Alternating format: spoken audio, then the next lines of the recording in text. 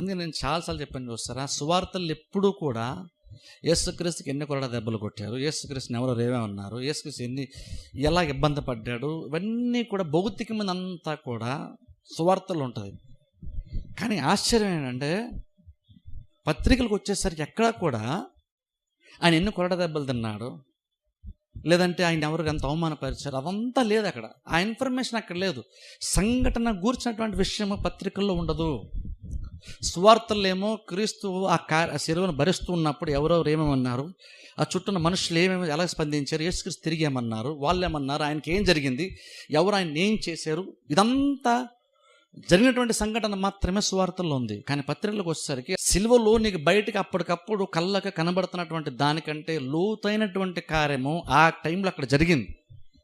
ఆయన దెబ్బలు తింటున్నప్పుడు ఆ దెబ్బలకు మించి ఇంకేదో జరిగింది అక్కడ ఆత్మీయంగా. అది చూడండి, సిలువ అంటే ఎలా ఉంటుందంటే, సిలువ అంటుంటుంది దేవునికి, మనిషికి, అలాగే అపవాదికి, ఈ ముగ్గురికి మధ్యన కొన్ని కార్యాలు జరిగినాయి సిలువ ద్వారా. ఇప్పుడు మనం ఏంటంటే దాన్ని అర్థం చేసుకోవడం మానేసాం. మనం ఎంతసేపు ఏంటంటే సిలువ భౌతికంగా మాత్రమే మనం చూస్తున్నాం.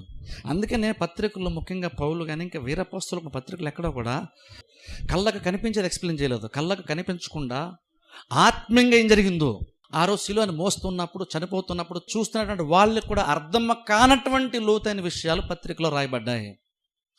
ఇప్పుడు మనం అది తెలుసుకోవాలి. అది తెలుసుకోవడం చాలా, ఎందుకంటే సంఘానికి అది ఇంపార్టెంట్. క్రీస్తుకి ఏం జరిగిందన్నది కాదు, యాక్చువల్గా క్రీస్తుకి ఎందుకు జరిగింది అలాగా, ఎందుకు అన్నది నువ్వు కనుక మనం ప్రశ్నించడం కనుక జరిగితే దేవుడు చాలా విషయాలు మనకి బయలుపరుస్తాడు.